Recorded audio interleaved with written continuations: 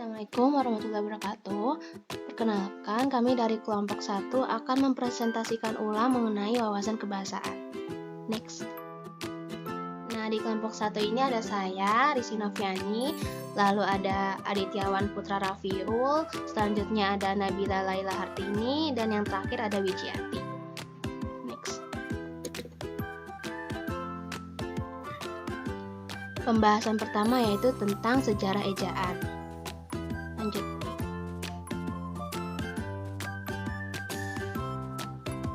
Sejarah ejaan ini ada 7 alur perkembangan sejarah ejaan. Berikut 7 alur tersebut. Selanjutnya, yang pertama ada ejaan Van Oppissen, yaitu sejarah ejaan bahasa Indonesia diawali dengan ditetapkannya ejaan Van Oppissen pada tahun 1901. Ejaan ini menggunakan huruf Latin dan sistem ejaan bahasa Belanda yang diciptakan oleh Charles A. Van Oppissen. Ejaan Van Oppissen berlaku sampai dengan tahun 1947. Lalu selanjutnya ada ejaan Republik pada tahun 1947 sampai 1956. Ejaan Republik berlaku sejak tanggal 17 Maret 1947. Pemerintah berkeinginan untuk menyempurnakan ejaan Van Oppissen, adapun hal tersebut dibicarakan dalam Kongres Bahasa Indonesia I. Pada tahun 1938 di Solo, Kongres Bahasa Indonesia I menghasilkan ketentuan ejaan yang baru yang disebut ejaan Republik atau ejaan Suwandi. Lalu selanjutnya ada ejaan pembaharuan pada tahun 1956 sampai 1961. Kongres Bahasa Indonesia II digelar pada tahun 1954 di Medan. Kongres ini digagas oleh Menteri Muhammad Yamin. Dalam Kongres Bahasa Indonesia II ini, peserta kongres membicarakan tentang perubahan sistem ejaan untuk menyempurnakan ejaan Suwandi. Lalu ada ejaan Melindo. Ejaan ini dikenal pada akhir 1959 dalam Perjanjian Persahabatan Indonesia dan Malaysia.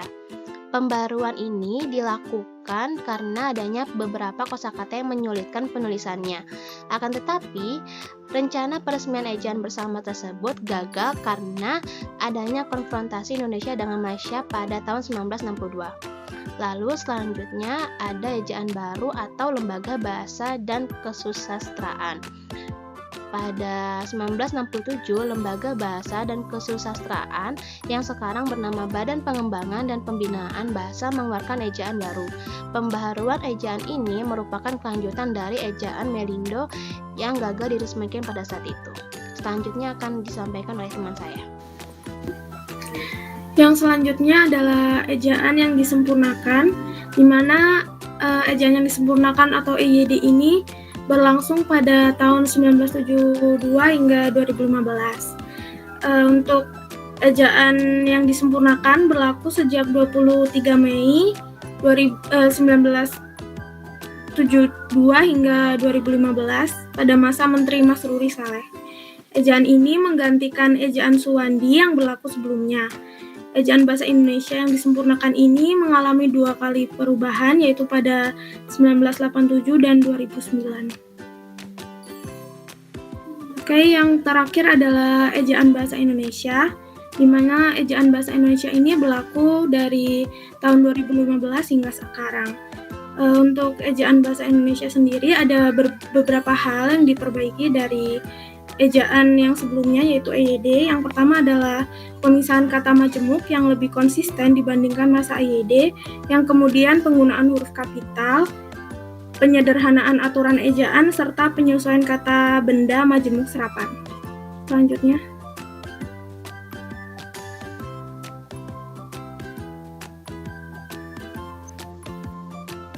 Oke, yang kedua adalah kedudukan bahasa. Next. Karena bahasa Indonesia ini merupakan bahasa resmi negara kita, jadi kedudukannya pun juga sangat penting. Bahasa Indonesia sendiri mampu menjadi alat komunikasi yang menyatukan dan merangkul beragam etnis yang ada di Indonesia. Namun tidak hanya dalam konteks alat komunikasi, bahasa Indonesia ini juga memiliki kedudukan, yaitu antara lain, next.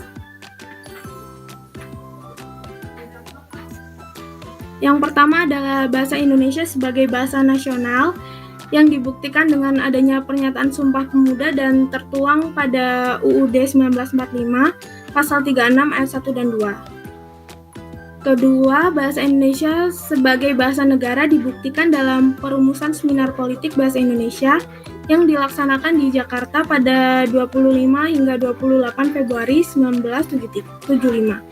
Next.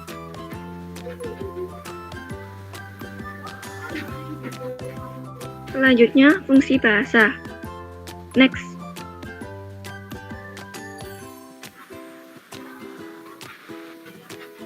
Fungsi bahasa pada pembahasan kali ini dibagi menjadi dua bagian. Bagian pertama yaitu fungsi bahasa secara umum, dan bagian kedua yaitu fungsi bahasa Indonesia secara khusus. Next. Fungsi bahasa secara umum menurut Santoso dan kawan-kawan tahun 2004, yaitu yang pertama informasi. Informasi ini termasuk komunikasi yang baik, akan membuat informasi yang diterima menjadi jelas.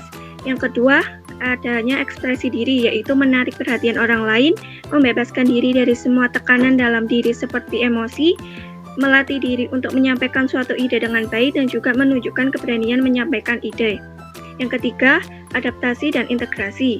Maksud dari adaptasi yakni pemilihan bahasa yang digunakan tergantung pada situasi dan kondisi yang dihadapi.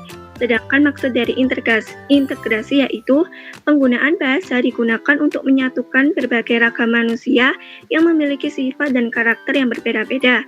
Hal ini juga bisa menghindari perasaan terikat dengan kelompok atau suku tertentu pada diri seseorang.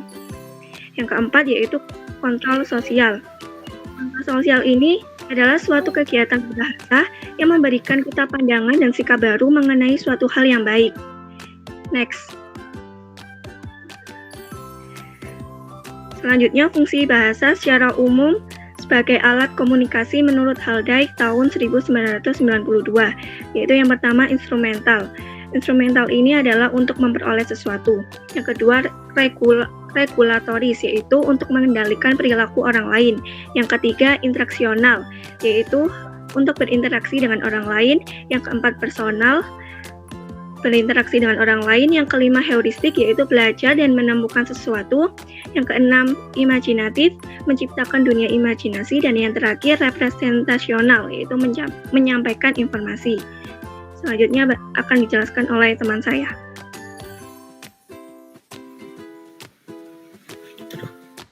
Selanjutnya secara khusus menurut Arifin di tahun 2008. Sebagai bahasa nasional, yang pertama, lambang kebanggaan bangsa.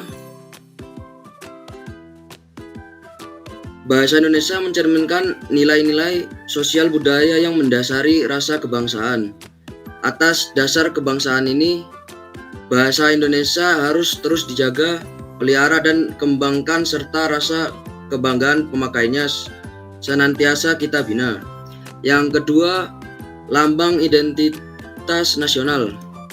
Bahasa Indonesia fungsinya sebagai identitas nasional yang mengarah pada penghargaan terhadap bahasa Indonesia selain bendera dan lambang negara.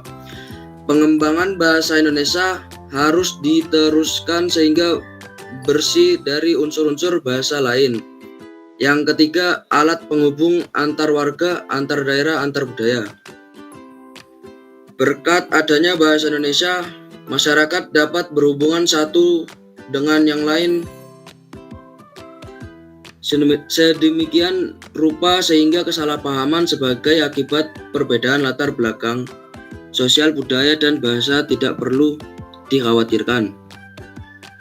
Masyarakat dapat bepergian ke seluruh pelosok tanah air dengan hanya memanfaatkan bahasa Indonesia sebagai satu-satunya alat komunikasi.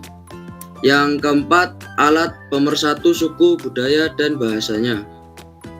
Bahasa Indonesia memungkinkan keserasian di antara suku-suku, budaya, dan bahasa di Nusantara tanpa harus menghilangkan identitas kesukuan dan kesetiaan kepada nilai-nilai sosial, budaya, serta latar belakang bahasa daerah yang bersangkutan. Lebih dari itu, dengan bahasa nasional itu masyarakat dapat meletakkan kepentingan nasional jauh di atas kepentingan daerah atau golongan. Selanjutnya, sebagai bahasa negara, yaitu Yang pertama, bahasa resmi kenegaraan. Bahasa Indonesia dipakai dalam kegiatan-kegiatan resmi kenegaraan seperti upacara, peristiwa, dan kegiatan kenegaraan baik dalam bentuk lisan maupun dalam bentuk tulisan. Salah satu kegiatan tersebut yakni penulisan dokumen dan putusan-putusan serta surat-surat yang dikeluarkan oleh pemerintah dan badan-badan kenegaraan lainnya, serta pidato-pidato kenegaraan. Yang kedua, bahasa pengantar dalam pendidikan.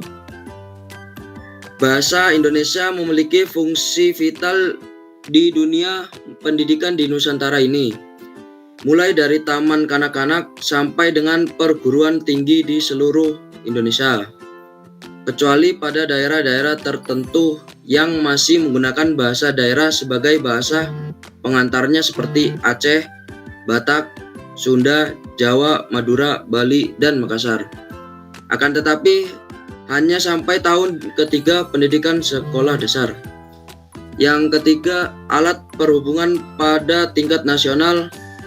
Dalam hal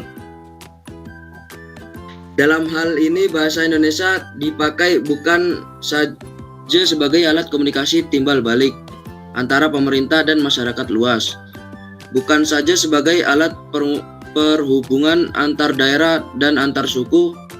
Bahasa Indonesia juga sebagai alat perhubungan di dalam masyarakat yang sama latar belakang sosial, budaya, dan bahasanya. Yang keempat, alat pengembangan kebudayaan dan iptek.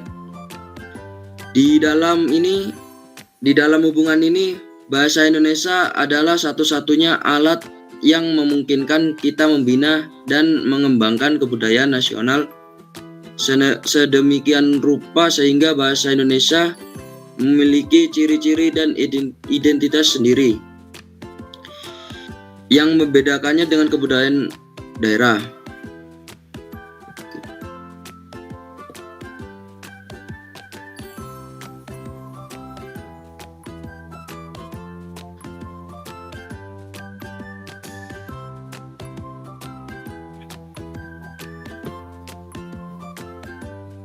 Selanjutnya, secara khusus menurut Arifin di tahun 2008 sebagai bahasa persatuan, yakni pemersatu agama, ras, dan antar golongan. Hal ini juga sudah dirancang dalam Sumpah Pemuda 28 Oktober 1928.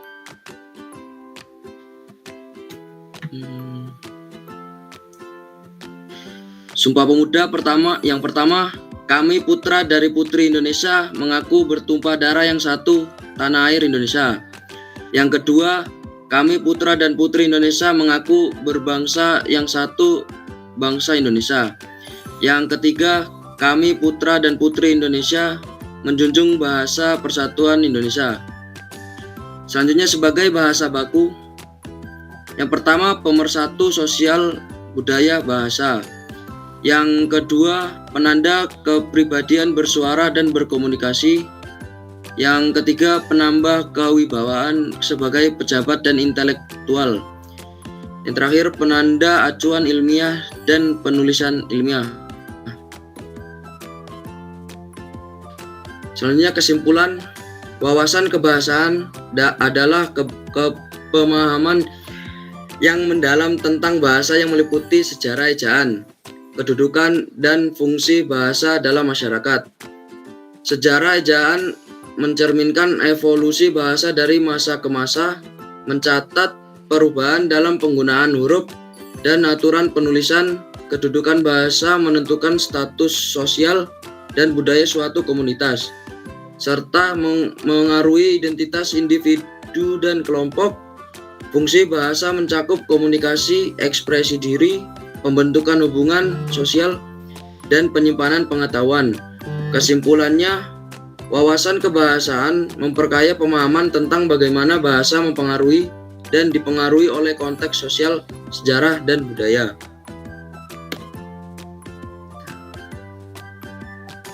Terima kasih. Itulah presentasi dari kelompok 1, kurang lebihnya mohon maaf. Wassalamualaikum warahmatullahi wabarakatuh.